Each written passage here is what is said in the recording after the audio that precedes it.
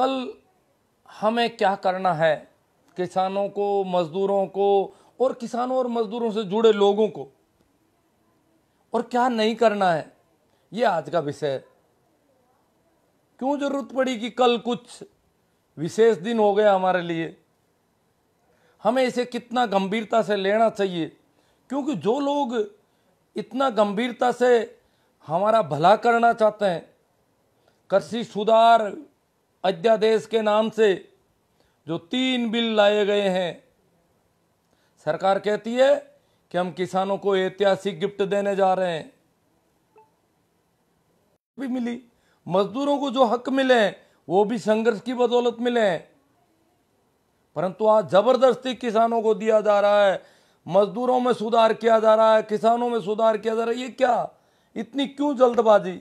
ऐसे मौके पर, मौके की तलाश में, एक ऐसा मौका है कि हम आंदोलन ढंग से कर नहीं पाएंगे, कई तरह के कानून लागू हो सकते हैं, हमें मुंह पर मास्क रखना पड़ेगा।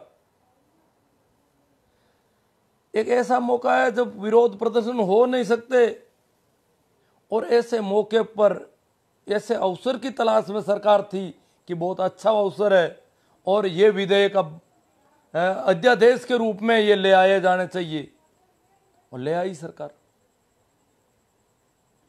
श्रमिकों का अध्यादेश आ गया अविनाश जी, कल ही आ गया। श्रमिकों को निकाला जा सकता है अब आराम से। जिस फैक्ट्री में 300 या उससे कम श्रमिक है, उनको चाहे जब निकाला जा सकता है, और भी आ जाएंगे, सब आ रहे हैं, बड़ी तेजी से काम हो रहा है, बिना मांगे दिया जा रहा है। कह रहे हैं कि हम ऐतिहासिक गिफ्ट दे रहे हैं, ऐतिहासिक गिफ्ट बिना मांगे। किसान एक ही चीज को मांग रहा है आज, तुम्हारे तीनों अध्यादेश लागू कर दो भले ही, परंतु हमारी एमएसपी वो मत छीनो। एमएसपी को कानूनी जामा पहनाया जाए। हमारे कृषि मंत्री ऐलान कर चुके हैं कि एमएसपी कानून का हिस्सा नहीं हो सकती। जो मिनिमम सपोर्ट प्राइस है, जो किसानों का समर्थन मूल्य है, कृषि जिन्स वो पैदा कर लेता है, उसको पता नहीं। कृषि जिन्स ऐसे पैदा नहीं होती है कि आज शुरू हुआ कल उत्पादन हो जाएगा। वो 4-6 महीने पहले उसकी तैयारी करता है, उसके बीजारोपण करता है, वो सारा कुछ करता है। उस समय चाहे कुछ भी भाव हो, कुछ किस प्रकार के दर होते हैं, क्या होता है, और वो अनुमान लगाता है इस साल शायद ये चीज़ ठीक बिक सकती है, और जब तक उसकी फसल पक कर आती है तब परिस्थितियां बिल्कुल दूसरी हो जाती है। और उन सब के लिए मिनिमम सपोर्ट प्राइस की व्यवस्था हमारे देश में किसानों को बचाने के लिए, कृषि को बचाने के लिए, क्योंकि हमारी कृषि जुआ है। भारतीय कृषि मानसून का जुआ कहलाती है हमारी कृषि। हम कृषि के मामले में इतने आगे वाले नहीं है जो इस तरीके से बहुत बड़ा उत्पादन कर सकते हैं, अच्छा उत्पादन कर सकते हैं। अभी भी हम परंपरागत खेती पर जी रहे हैं। तो ऐसी स्थिति में हमारे से एमएसपी छीन लेना बहुत बड़ा धोखा हो रहा है। तो हमें कुछ करना पड़ेगा, करके दिखाना पड़ेगा। हमारे बच्चे बहुत बेवकूफियां कर रहे हैं, मैं देख रहा हूं। हमें कांग्रेस से कुछ लेना देना नहीं, बीजेपी से कुछ लेना देना नहीं। हमारे पेट का सवाल आ गया है। आज आप देख रहे होंगे जो किसानों का आरएसएस का संगठन है, जो इनका ऑर्गेनाइज है, जो इनका संगठन है, ये जिन संगठनों के ऑर्गेनाइजर है, भाजपा से संबंधित संगठन, मजदूरों का संगठन, वो आज विरोध में है। भारतीय किसान संघ विरोध कर रहा है, जो केवल इनके इशारों पर काम करता है, वो विरोध कर रहा है। इसका मतलब मामला बहुत ज्यादा गड़बड़ है। भारतीय किसान संघ से कभी हमें अपेक्षा नहीं। जैसे किसान यूनियन कांग्रेस के राज में हमारा भला नहीं सोच सकती, वैसे ही भारतीय किसान संघ सदैव उनके तलवे चाटने वाला संगठन कहा जाता है। आरएसएस का संगठन है, वही दीनदयाल उपाध्याय का संगठन है, वही हेडगेवार को मानने वाले लोगों का संगठन है। सारा उन लोगों का संगठन जो मंदिर की संगठन कर रहे हैं, वही लोग। रामचंद्र जी का मंदिर बनाने का जो संगठन है, वही भारतीय किसान संघ है। वो विरोध कर रहा है, तो स्थिति तो और भी ज्यादा खराब है।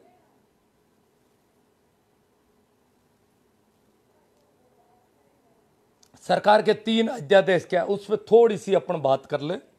पहला अध्यादेश है अनिवार्य वस्तु का एक कोई अधिनियम बना 1955 में।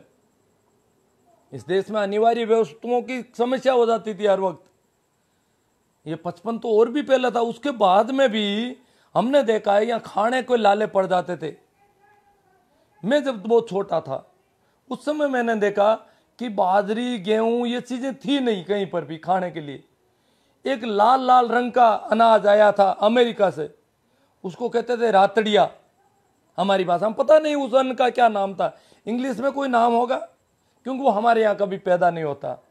और वो सरकार ने दिलवाया, लोगों को बंटवाया थोड़ा बहुत ताकि लोग जिंदा रह जाए उसको खा के। उसको खाया तो बहुत ज़्यादा खुजली की इनकी बीमारियां हो गई थी उस समय, तो ऐसी कंडीशन थी। तो ये तो मैंने देखा है, मैं थोड़ी सी मतलब समझ लो 70 के दशक में 80 के दशक में ये मैंने देखा है। तो उससे पहले 1955 जो कि 60 का दशक है, 60 के दशक में हालत बहुत खराब थी। तो अनिवार्य वस्तु का अधिनियम 1955 में लाएगा, उस अधिनियम को समाप्त कर दिया गया है कि आवश्यक वस्तुओं का जो जमाखोरी है उसको इकट्ठा किया जा सकता है, उसकी कालाबाजारी भी की जा सकती है। उसको बड़े बड़े वेयर हाउसेज में सरकार पहले तो हमें कहती थी कि किसानों के वेयर हाउसेज बनाए जाएंगे, भंडारण की क्षमता किसानों को दी जाएगी, किसान खुद अपना अनाज भंडारण करेंगे, सहकारिता से उनके भंडार बनेंगे। वो सब बंद। अब वेयर हाउसेज बहुत बड़े अडानी जी के, अंबानी जी के बड़े बड़े वेयर हाउसेज बनेंगे। हमारे जो पहले से ये जो बने हुए हैं एफसीआई गोदाम, वो भी उनके चले जाएंगे किराए पे, वो उनके हो जाएंगे। ऐसा है, ऐसा ही होना है। क्योंकि जब मंडियों में अनाज लिया नहीं जाएगा, समर्थन मूल्य पर खरीद कह रहे हैं कि हम समर्थन मूल्य पर खरीद करेंगे, कब करोगे भैया? हमारे मूंग आ गए, कब खरीद कर रहे हो? कब घोषणा कर रहे हो हम टोकन कटवाएं? समर्थन मूल्य पर खरीद करोगे? क्यों मजाक बनाते हो? पहले भी नहीं खरीद पा रहे थे तुम, अब कैसे खरीदोगे? अब क्यों खरीदोगे? अब तो किसान को खुला कर रहे हो। किसान के ऊपर थोड़ी सी जो छाया थी वो भी हटा ली गई। जो छप्पर था हमारा कृषि मंडी, उसको भी हटाने की तैयारी कर रहे हैं। कृषि मंडियां क्यों हुई? जिन्होंने भी थोड़ा बहुत अर्थशास्त्र पढ़ा उनको पता है कि विशेषकर जैसे मारवाड़, हमारे राजस्थान में महाजनी पद्धति थी, साहूकारी पद्धति थी। महाजन, हमारे देश में महाजन किसे कहा गया? जो सबसे ज्यादा मिलावट करता था, कम तोलता था, बेचते वक्त कम तोलना, खरीदते वक्त ज्यादा तोल के ले लेना, हड़प लेना, वो महाजन। उसको साहूकार भी कहते थे हमारे देश में। तो मिलावट आराम से कर सकता है वो तो महाजन कहलाता है। श्रेष्ठ, सेठ, श्रेष्ठ व्यक्ति, ये तो हमारी धारणाएं है हमारे देश की। तो वो जो साहूकारी सिस्टम था, जिसके तोलने के बाट अलग थे, किसान का अनाज खरीदता था तो बड़े बड़े बाट होते थे उसके पास, वो लेके आता था और लगा के तोल देता था, और बेचना होता था तो अलग बाट काम आते थे। ये जो कपड़ा बेचना है तो मीटर का अलग नाप। तो सारी चीजों में जो कुछ था उस साहूकारी सिस्टम को, उसका साहूकारी का जो लेन देन था उसमें बहुत घोटाले थे। उसको खत्म करने के लिए हमारे यहाँ पर विपणन बोर्ड की व्यवस्था की गई, जिसके तहत हमारी कृषि मंडियां आ रही है। विपणन बोर्ड बने, कृषि मंडियां बनी, सपोर्ट प्राइस की सिस्टम हुआ, मिनिमम सपोर्ट प्राइस आई। आज वो सारी चीजें निजीकरण के हवाले किया जा रहा है। किसान को ओपन कर दिया। अरे भाई मरवा दोगे तुम, ओपन क्यों? हम तो चाहते थे छप्पर की जगह कुछ अच्छा बनेगा, हमें कुछ अच्छी छाया मिलेगी। हमारे रखवाड़े आ गए, मोदी जी हमारी दुगनी आय करेंगे, तो ये तो कुछ करें। कह रहे हैं कांग्रेस भी ऐसा कर रही थी, कर रही होगी, क्यों नहीं कर रही थी? कहते हैं उसके तो कोई बिल फाड़ दिए गए किसी के द्वारा, परंतु कांग्रेस कर रही थी। तो कांग्रेस कौन सी अच्छी है? हम कांग्रेस के साथ नहीं है, हम वामपंथियों के साथ नहीं, हमें हमारा पेट का सवाल है। आज आज जो आंदोलन हमें करना है, क्योंकि आरएसएस का संगठन भी हमारे साथ है, तो आज जो हमें करना है वो बीजेपी का विरोध नहीं है केवल, वो प्रचलित व्यवस्था के अंदर जो पूंजीपतियों के गुलाम राजनेता पैदा हो गए हैं और उनकी जो राजनीति चल रही है उसका विरोध होगा। कुमार विश्वास ने कह दिया कल कि आज भारतीय संसद उस दौर से गुजर रही है जब संसद में एक किसान नेता नहीं है। किसान नेताओं से विहीन संसद बताइए कुमार विश्वास ने। हो सकता है उसका कोई आकलन होगा, उनका भी, वो भी कुछ समझते होंगे कि कभी जमाना था जब देवीलाल होते थे, कर्पूरी ठाकुर होते थे, जब चरण सिंह होते थे। आज स्थितियां बिल्कुल अलग है। सारे के सारे थोक में जीत के आ रहे हैं, पता नहीं कहां से जय श्री राम वाले जीत के आ गए सारे के सारे। 100% ये मामला है। तो बताओ अब हमारा मालिक कौन होगा? हमारे बच्चे कह रहे हैं राम मंदिर बन जाएगा, रामचंद्र जी का मंदिर बन जाएगा। अरे भाई, हमारे मंदिर से पेट नहीं भरता, हम मंदिर मस्जिदों से खाने पीने वाले लोग नहीं है। हमारे आय का जरिया नहीं है मंदिर मस्जिद, ये किसी और की आय का जरिया हो सकता है। हमारे साथ तो मंदिर मस्जिद हमारा शोषण कर सकते हैं, हमारे शोषण के पर्याय रहे हैं सदियों से। तो हमें क्या करना है किसी मंदिर से, किसी मस्जिद से हमें क्या लेना देना? पर हमारे बच्चों को हिंदुत्व की पता नहीं क्या क्या अफीम पिला दी गई, क्या क्या, कितना बेवकूफ। उनको गोबर गोमूत्र खाने पीने का कहे तो शहर से तैयार हो जाते हैं। अपने बाप को पाकिस्तानी बोल रहे हैं। आज किसानों के बच्चे अपने बाप को कह रहे हैं ये तो पाकिस्तानी है, ये तो मुल्ले हैं, कटवे हैं, जो सरकार के विरोध आंदोलन कर रहे हैं ये कटवे हैं, मुल्ले हैं। पता नहीं क्या क्या सुनना पड़ रहा है आज। कंगले हैं, चमचे हैं, ये हमारे बच्चे कह रहे हैं आज। किसानों के और मजदूरों के बच्चों को पता नहीं क्या पिला दिया, क्या खिला दिया, रामचंद्र जी का मंदिर क्या बन रहा है। मामला पूरा गोल मोड़ हो गया हमारा। और ऐसी स्थिति में हमें सावधान होना है, जो जागरूक लोग हैं। कल हम क्या कर सकते हैं, कितना कर सकते हैं। दूसरा क्या हुआ, हमारे एक कॉन्ट्रैक्ट बेस लेके आ रहे हैं। किसान से पहले कॉन्ट्रैक्ट होगा और उस कॉन्ट्रैक्ट के आधार पर वो हमारा माल लेंगे। अब पता नहीं वो कॉन्ट्रैक्ट किन शर्तों पर होगा, कितना होगा कि नहीं होगा। किसान के पक्ष में एक एक किसान से पर्टिकुलर होगा और उसमें भी हम सिविल कोर्ट में नहीं जा सकेंगे। एसडीएम और इस चैनल के माध्यम से हमारे साथ अगर गड़बड़ होती है तो हम अपील करेंगे, करते रहेंगे आगे से आगे। ये सा चैनल बनाया है, वो भी धोखाधड़ी का मामला, सारा सब कुछ उसमें तो हमें बांधा जा सकता है, ऐसा लग रहा है। हमें बंधुआ मजदूर बनाएंगे। तीसरे में तो एमएसपी नहीं, मंडियां नहीं, सब कुछ मामला गड़बड़ गोलमाल कर रहे हैं। तीसरा और भी ज्यादा घातक है। तो ये तीनों देखो, पहला, दूसरा, तीसरा, बाद में तीसरा लेके आ रहे हैं। तो ये अध्यादेश लाने की जरूरत बिना मांगे लाए गए हैं। भला कर रहे हैं हमारा, हमसे चर्चा नहीं, हमसे चर्चा कर लेते, किसान संगठनों को विश्वास में ले लेते, किसानों को सारी बात बता देते। परंतु एक बहुत बड़ा जिद सवार है, बहुत बड़ी तानाशाही हमारे ऊपर सवार है सत्ता के नाम पर। ऐसा जिद और तानाशाही प्रजातंत्र की सत्ता में सुना नहीं कभी। जब से प्रजातंत्र की व्यवस्थाएं दुनिया में स्थापित हुई है, हाँ होते थे, कभी हिटलर होते थे, स्टालिन होते थे, माओ से होते थे, कभी चंगेज होते, तैमूर लंग भी होते थे। परंतु प्रजातांत्रिक सिस्टम में, लोकतांत्रिक सिस्टम में, हाँ मजबूत सरकार होनी चाहिए, बहुत मजबूत सरकार है हमारी। परंतु ऐसा जिद, बड़ा यूं लग रहा है कि हम प्रजातंत्र है ही नहीं हमारे यहां पर, और हम कर पाएंगे कुछ, ये भी डर लग रहा है। कल हम क्या कर पाएंगे, कितना कर पाएंगे, क्योंकि कोरोना का काल है। मुंह पर पट्टी रखो, 6 फीट की दूरी रखो, ये करो, चिल्लाओ नहीं, रेडियो नहीं लगाओ, ये नहीं करो, रैली निकालोगे तो पकड़े जाओगे, सारी बातें। तो सारा इस जो हो रहा है, क्योंकि संसद में जो बैठे लोग हैं वो हमें सड़क छाप बना रहे हैं।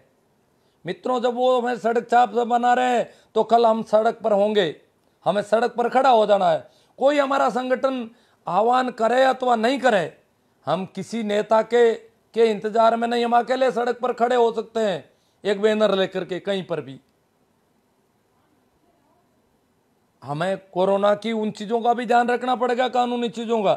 तो हमें जब सड़क साफ ही कर रहे हैं तो हमें सड़क पर होना है। कल यूं नहीं है कि हम छुप जाएं सारे लोग, और बहुत गंभीरता से इसे लेना है और एक एक आदमी तक ये आवाज़ पहुंचनी है, और एक एक आदमी को हाँ मीडिया हमारा दुश्मन है तो पता चल गया होगा। मीडिया धोखे से भरा है, वो हमें नहीं दिखाएगा। हमारे साथ बहुत बड़े गड़बड़ हो रही है। मीडिया कुछ और बातें दिखाएगा, वो बताएगा कि पंजाब में थोड़ा बहुत असर देखा गया, हरियाणा में कुछ असर देखा गया, राजस्थान में बिल्कुल असर नहीं है, वहाँ ये असर नहीं है, दक्षिण में असर नहीं है। जबकि पहले से कर्नाटक में आंदोलन चल रहे हैं, पंजाब हरियाणा में तो बहुत तेजी से चल रहा है, इसे भी मीडिया दबा रहा है।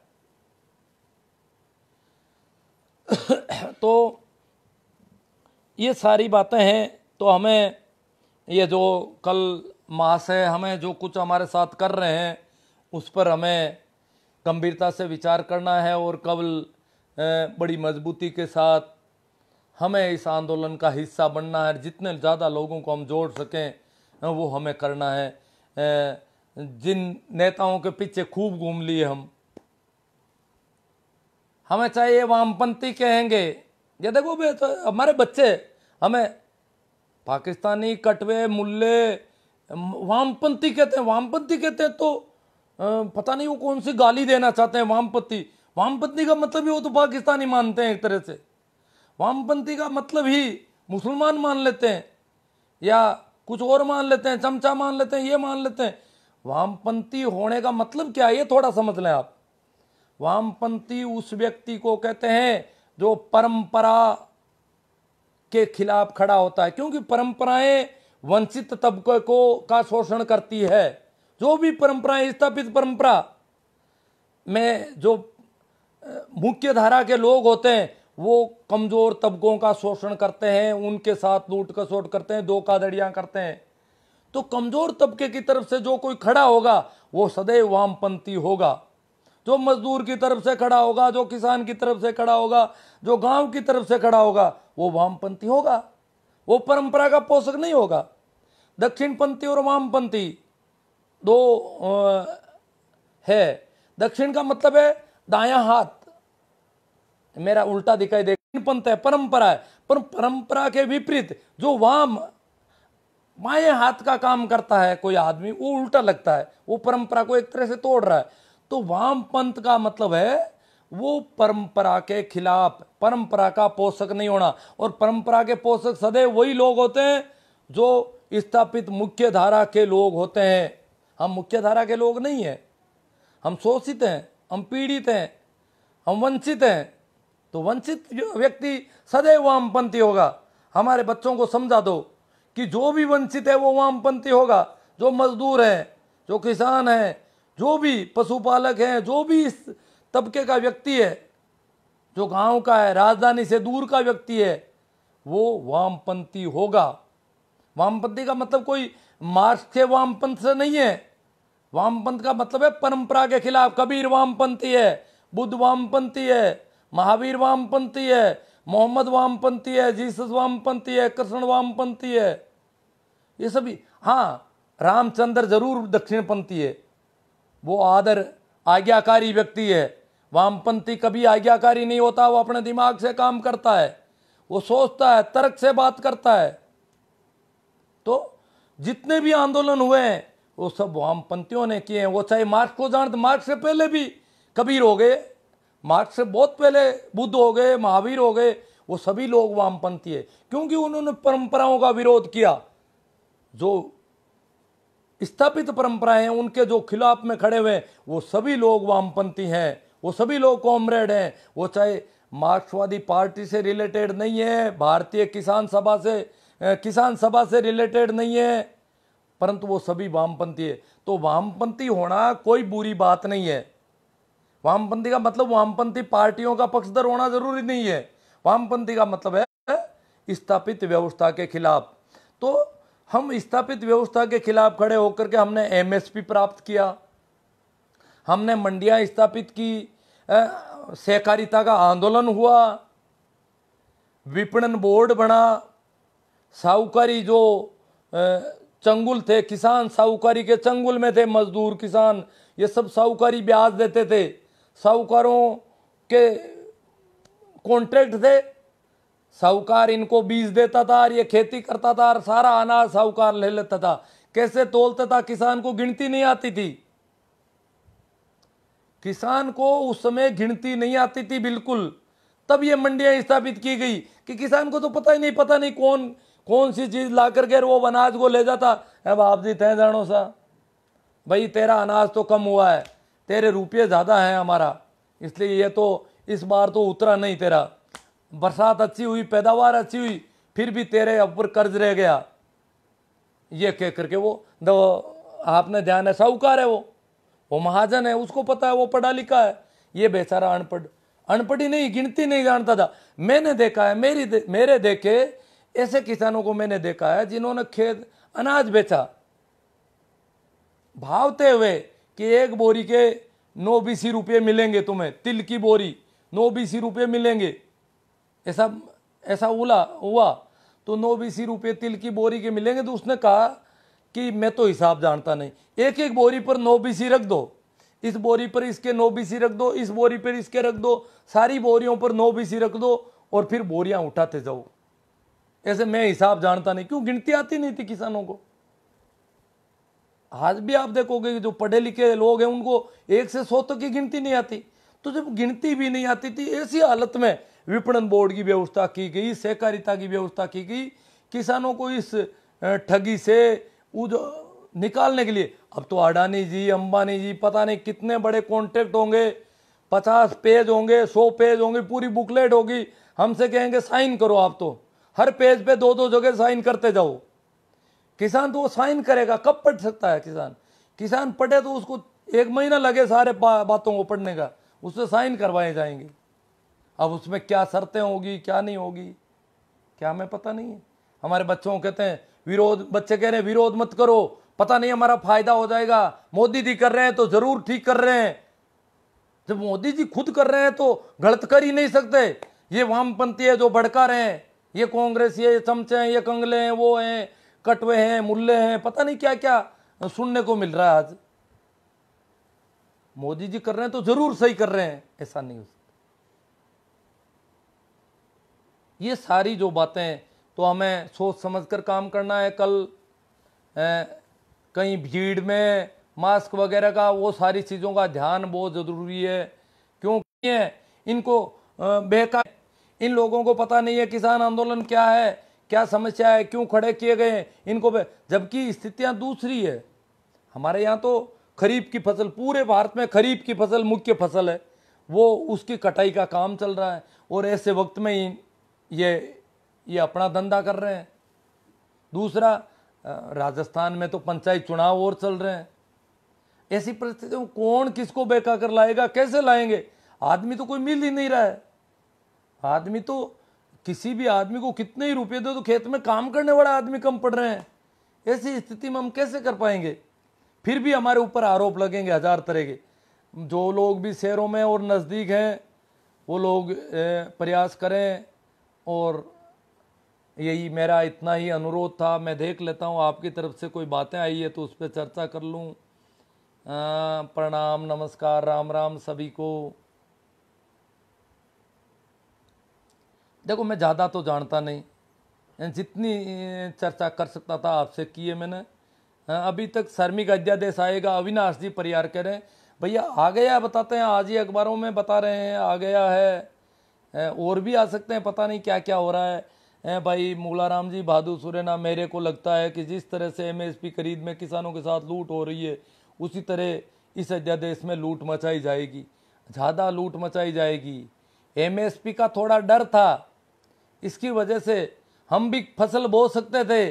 अब एमएसपी वाला तो कोई भरोसा नहीं दे रहे हैं, ये मुंह से कह रहे हैं, इनकी मुंह की हुई बातें वो क्या करें अपन। पीएम कह रहे हैं कि एमएसपी जारी रहेगी, अविनाश जी कह रहे हैं और जारी कह तो रहे हैं मुंह से, तो इन अध्यादेशों में इसको नाम में लिख देते थे कि भाई एमएसपी से नीचे नहीं खरीद पाएंगे ये लोग। ये इतना ही तो करना था। एमएसपी कोई बहुत ज्यादा नहीं है आपकी, आप झूठी बता रहे हो बहुत ज्यादा चीजें कि लागत इतनी है, एमएसपी लागत से दुगुनी है। नहीं, ऐसा नहीं है। एमएसपी लागत से दुगुनी है तो आपके जो अनुसंधान के अंदर है, आपके जो कृषि विज्ञान के अंदर है, उन पे क्या लागत पड़ रही है आपके अनाजों की जो आप खेती कर रहे हैं, सरकार जो खेतियां करवा रही है उसकी लागत क्या है। जहां बड़े बड़े वैज्ञानिक काम कर रहे हैं, वैज्ञानिकों की सैलरी को मत जोड़ना भले ही, आप तो केवल लागत बताना है ना, वहाँ मजदूर की, वहाँ के ट्रैक्टर के डीजल की, वहाँ जो भी यंत्र लगा रखे हैं आपने, जो पेस्टिसाइड काम लिया, जो फर्टिलाइजर काम लिया, उस सब की आप लागत जोड़ के बता देना कि वहाँ लागत कितनी पड़ रही है। हमारे ऊपर यहाँ लागत बता रहे हैं लागत 900 है, हम 1800 दे रहे हैं एमएसपी। ये लागत पता नहीं कहाँ से तय करके ला रहे हैं ये लोग। एमएसपी जारी रहेगी तो एमएसपी यहाँ कर दें आप तो, और एमएसपी को प्रति वर्ष साल में 2 बार बढ़ा दें। जैसे डीए बढ़ाया जा रहा है, महंगाई बढ़ रही है, महंगाई के अनुपात में उसको बढ़ाना शुरू कर दें, एमएसपी कर दें। आंदोलन खत्म है हमारा लगभग। क्या है हमारे आंदोलन में? वैसे भी हम जानते हैं कि हमारे जब बच्चे बिगड़ गए तो हम क्या करेंगे। हमारे बच्चों की तो हालत बहुत खराब हो रखी है। वो तो किसानों के बजाय जय श्री राम में लगे हुए हैं सारे। भाई जोगिंदर जी सबरवाल सम्मानित नानिया साहब, ये बातें आज तक किसान पुत्रों की भी समझ में नहीं आई। सबसे ज़्यादा आरएसएस, बीजेपी, बजरंग दल, शिवसेना के संगठन किसान पुत्र ही चला रहे हैं। हाँ चला रहे हैं वो तो। भाई ये सबरवाल जी कह रहे हैं 15 लाख विदेशों से काला धन और 20,000 करोड़ के पैकेज। हाँ तो वो एमएसपी में भी ऐसा ही लग रहा है। ये फिर कह देंगे कि तो जुमला था, उस समय आंदोलन को शांत करने के लिए हमने कहा था, नहीं तो किसान आंदोलन कर देते। हम कृषि सुधार कर रहे थे, किसानों का भला कर रहे थे। भाई महेंद्र जी कह रहे हैं कि किसान से 5 रुपये में खरीदा गया ताज़ा भुट्टा माल सिर्फ 82 रुपये में बिकता है। निजीकरण को परिभाषित करने के समझने में इस वो तो बहुत सारी चीज़ें हैं ऐसी। परंतु जब ये इतनी खुली छूट देंगे स्टॉक करने की, स्टॉक लिमिट बढ़ती है तो हमारे अनाज के भाव बढ़ते हैं, हम मानते हैं। परंतु तो स्टॉक लिमिट पूरी तरह से खोल रहे हैं, और पूरी तरह से खोल रहे हैं तो खरीदने वाला हमसे महंगे नहीं खरीदेगा, वो भाव नीचे रखेगा। और जब बड़े बड़े लोगों का सारा मामला उनके लिए किया जा रहा है सारा, अपन जानते हैं ये तो सारी चीजें। हमारे लिए कौन कर रहा है? प्रकाश जी बेरड़ कह रहे हैं किसी भी सरकार को इतना बहुमत नहीं देना चाहिए। ये भी कोई तोल माप नहीं हो सकता कि किसको कितना चला जाएगा। ये बहुमत कहाँ, यहाँ से कई राज्यों से तो पूरी की पूरी सीटें चली गई, कई राज्यों से कुछ और आया, पता ही नहीं चलता। इतना बड़ा देश है, विविधताओं वाला देश है, तो कैसे पता चले कि किसके पास कितना चला जाएगा बहुमत। हवा सिंह जी सारण, हम किसी राजनीतिक पार्टी के साथ नहीं है, मैं कोई नेता नहीं हूँ। हाँ एक जागरूक नागरिक हूँ। इतना जरूर कहना चाहूँगा कि आजकल जो नए किसान बने हैं, खेत में कभी गए नहीं और नारा लगा कर बोल रहे हैं किसान हित का बिल है। वो कह रहे हैं किसान की तो कैसी औलाद पैदा हो गई, बाप परेशान, जमीनें आगे आगे बिना मूल्य की बिक जाएगी, तब बैठ के रोना। हवा सिंह जी ने बहुत मजबूती के साथ अपना कमेंट किया है। किसानों को ख़त्म करने का नया खेल शुरू हो रहा है। हाँ साथियों, अगर समझ जाए तो ठीक है। और अब क्या है कि कुछ हमारे बच्चे और पता नहीं क्या क्या हमारे कुछ नेताओं के अनुयायी वो कह रहे हैं हमारे करने से कुछ होगा ही नहीं, क्योंकि वो किसी की मानने वाले नहीं है, तो हम क्यों करें। अरे भैया आज दुनिया देख रही है। हाँ उनका जिद हम जानते हैं कि बहुत बड़ा जिद है, बहुत मजबूत आदमी है, पलटने वाले नहीं है आसानी से। परंतु हमें भी हमारे जिंदे होने का सबूत तो देना पड़ेगा। हम डर जाएंगे उनकी जिद के आगे तो कैसे बैठेगा। इतने नाकारा, इतने नपुंसक हम हो जाएंगे तो हमारी पीढ़ियां, आने वाली पीढ़ियां क्या कहेगी। प्रजातंत्र में तुम्हें सुविधा थी कि तुम प्रजातांत्रिक तरीकों से आंदोलन करते और तुमने नहीं किया, ये हमारे ऊपर लानत होगी उस समय। महेंद्र सिंह जी पूनिया घासीपुरा से कह रहे हैं बहुत ही शानदार तरीके से समझा रहे हैं गुरु जी, बहुत बहुत धन्यवाद। आपको भी बहुत बहुत धन्यवाद कि आपने मेरी बातों को ठीक ढंग से लिया। कृष्ण गोपाल जी, गुरुदेव प्रणाम, प्रणाम सभी को।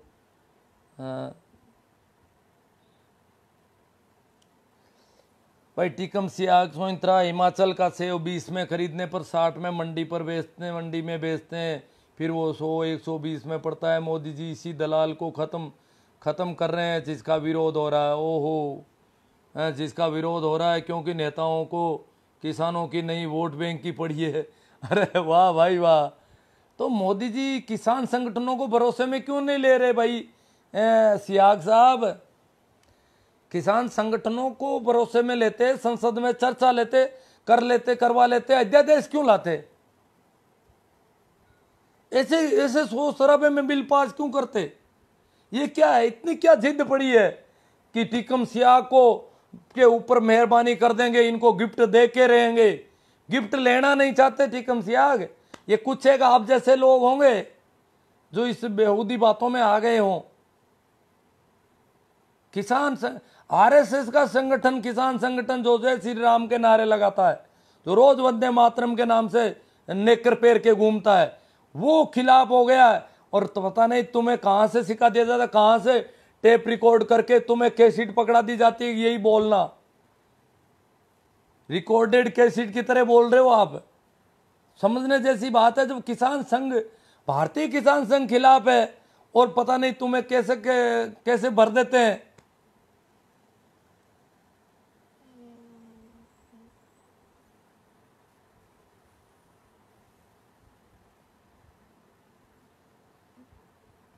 मुड़ाराम जी कह रहे हैं नेता को वोट चाहिए और कुछ। हरी ताकन, फिर जबरदस्ती क्यों, किसानों से बात क्यों नहीं कर रहे? हाँ, टीकम जी का जवाब दे दिया हरी जी ठाकन ने। फिर जबरदस्ती क्यों है, क्यों नहीं चर्चा कर रहे, बात क्यों नहीं कर रहे? किसानों को फायदा है तो किसानों को तो क्यों नहीं बता रहे? कम से कम भारतीय किसान संघ के पदाधिकारियों को तो समझा के भेजते। टीकम जी सी आपको भेजा है समझा के क्या? इनको तो कुछ भर दिया। वो जो उनकी जो आईटी सेल फेंक रही है कचरा तरह तरह का, मैं देख रहा हूं, वो कचरा इनके बड़ा पसंद आता है इनको। वो उनके ही अनुयायी है। हमारी इस टाइमलाइन पे तो पता नहीं कैसे ये लोग आ जाते हैं। प्रकाश जी बेरड़, मुझे तो आजकल अक्सर कंफ्यूजन होता है कि हम डेमोक्रेसी में है या कारपोरेटोक्रेसी में है। हाँ, कारपोरेट का तो देखो, हमारा प्रजातंत्र कारपोरेट के कब्जे में, पूंजीपति चुनाव लड़वाते हैं हमारे नेताओं को। इसलिए हमारे यहाँ किसान नेता या ये वो मजदूर नेता, सारे दलित चिंतक पता नहीं क्या क्या बताते हैं, पर वो सारे के सारे पहले वहाँ से उनको पेमेंट मिल जाता है, पैसे वहाँ से लाते हैं, इसलिए उनकी गोद में जाके बैठ जाते हैं। हम यहाँ रोते रहते हैं रोज, क्योंकि बहुत ज़्यादा जो चुनावों में जो इतना खर्चा हो रहा है, ये तय है कि ये पूंजीपतियों का धन आ रहा है हमारे यहाँ पर। ये जो शराबें आ रही है, ये जो पैसा फेंका जा रहा है, लाखों करोड़ों अरबों रुपए खर्च कर रहे हैं आजकल एमपी एमएलए के चुनाव में, ये पैसा कहाँ से आ रहा है? वो वहीं से आ रहा है। तो उनकी गोद में बैठेंगे, हमारी नहीं सुनने वाले वो लोग। वो जरूर होंगे किसानों के बेटे, परंतु वो व्यापार कर रहे हैं, वो एक खेती कर रहे हैं हमारे नाम से ऐसी। शिवकुंड जी भाकल, तो फिर मोदी जी एमएसपी कानून क्यों नहीं बनते? इतनी किसान हितैषी है तो। वेरी गुड, बहुत अच्छा जवाब दे दिया है भाई। सिया को अनपढ़ सिर चढ़ के बोल रही हैं, डोग्याल था, जाट डोग्याल, तो काफ़ी लोग समझदार हो गए हैं, बहुत अच्छी बात है। सर हमारे बच्चे इनकी हाँ में हाँ मिला रहे, राकेश जी कोकर कह रहे हैं, इनके जयकारे और किसानों का विरोध कर रहे हैं। अजी क्या इनको कभी अकल आएगी? बड़ा मुश्किल मामला, पता नहीं कितना गोबर भर रखा है। केवल जाकड़ आदरणीय शिवनारायण जी, किसान पुत्र तो जयकारा में अपना भविष्य तलाश रहे हैं। भारत माता की जय, जय श्री राम, गौ माता, ये जयकारों में रोजगार तलाश रहे हैं। अब जयकारों में तो रोजगार कुछ नहीं होगा, बाप की जमीन खराब कर दोगे, बिकवा के रहोगे, यही होगा। हरी थाकन कह रहे हैं दोनों मत से क्यों पास करवा दिया? इतनी क्या जिद है? एक भी सांसद विरोध करे तो वोट होता है, वो क्यों नहीं किया? फिर दाल काली तो है, अब पूरी दाल ही काली लग रही है, दाल में काला भी नहीं है यहाँ तो। जाट देवेंद्र जी डोग्याल कह रहे हैं किसानों के बेटे मोदी के जयकारे लगा रहे हैं, उसके बाप दादे मोदी के खिलाफ डंडे खा रहे हैं, ये हालत है आज। तो सारी चर्चा अपन सभी कमेंट पर कर चुके हैं और आप लोगों का बहुत अच्छा सहयोग मिला। आपको मेरा YouTube चैनल भी देख लेना चाहिए, उस पर सारे वीडियो मैं डाल रहा हूँ ताकि उनको आप लिंक से शेयर कर सकें। इस पोस्ट को भी जितना ज़्यादा हो सके आप शेयर करेंगे, आपको अच्छी लगी मुझे लग रहा है, और आप करेंगे ज़रूर, इसको बढ़ाएंगे। इसका प्रसारण सुबह तक बहुत अच्छा बढ़ जाना चाहिए, ये काम करेगा अपना। हाँ भाई, अरिजीत आकन के जो चंदा देगा वो उसका तो फायदा देना पड़ेगा, चुनाव से पहले फिक्स हो जाता। हाँ, सारा सब कुछ हो रहा है। बहुत जैसे राज्यसभा के चुनाव में सारे सूटकेस आते हैं इनके नेताओं के, एमएलए के, बड़े मामले गड़बड़ है। सारा पूंजीपतियों के, प्रजातंत्र पूंजीपतियों की गिरफ्त में जाता जा रहा है धीरे धीरे। तो ठीक है, आप लोगों का बहुत अच्छा सहयोग रहा और आपने बहुत अच्छा सुना, और आप इसे अपेक्षा है कि शेयर करेंगे, ऐसी जगह पर शेयर करेंगे। बड़े बड़े ग्रुप हैं कई व्हाट्सएप पे, फेसबुक पे, उन पे शेयर करेंगे तो ये बहुत ज़्यादा बढ़ेगा, ये मामला प्रसारण बढ़ेगा इसका। निजीकरण पर तो महिलाएं चुप है, वो अब अपने शोषण के लिए तैयार रहें।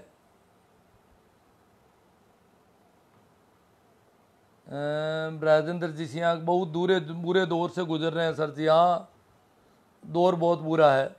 राम स्वरूप, कल सही किसान साथ होंगे क्या?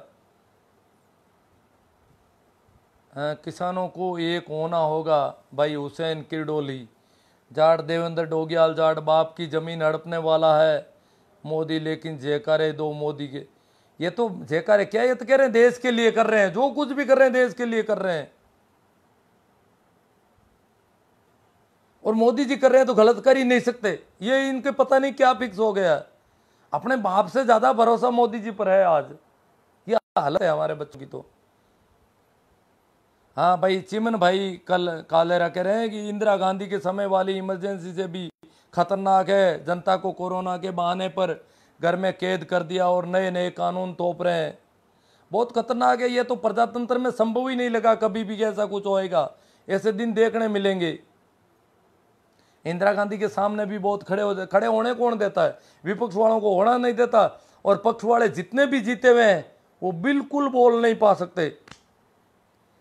मोदी जी के मामले में बिल्कुल एक भी एमपी, गठबंधन का एक भी एमपी नहीं बोल पाएगा, ये तय हो गया। वो तो कह रहे हैं मोदी जी की वजह से जीते हुए लोग हैं सभी। जैसे हमारे ये बच्चे कर रहे हैं वैसे ही वो कर रहे हैं सारे के सारे। भाई प्रभु जी सोनी कह रहे हैं आपका हम सम्मान करते हैं, आपकी कई बातें बहुत अच्छी लगती है। बहुत अच्छी बात है, आपको अच्छी लगती है तो प्रभु जी साहित्य हमारे व्याख्याता ही होंगे ये तो। हाँ, राजेंद्र सिंह, ये इनका राष्ट्रवाद है। हाँ, राष्ट्रवाद है। राष्ट्रवाद के नाम पे पता नहीं क्या करना चाहते हैं ये लोग।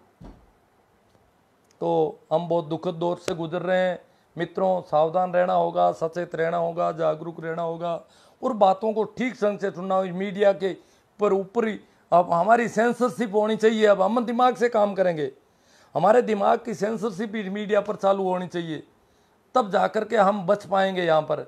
बाकी हमारे ऊपर बहुत खतरा है। टीकम जी सियाग भी जय किसान बोल रहे हैं।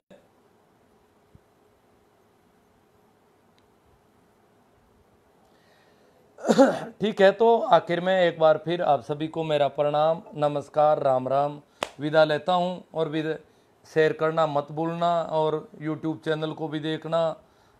ये इतना ही कहकर मैं मेरा ये आज का सत्र समाप्त करता हूं। मैं थोड़ा ठीक नहीं महसूस कर रहा था, फिर भी तबीयत ठीक है, आप लोगों का अच्छा सहयोग मिल गया, और शायद आज नेटवर्क भी ठीक चला ऐसा लग रहा है। ठीक है, थैंक यू।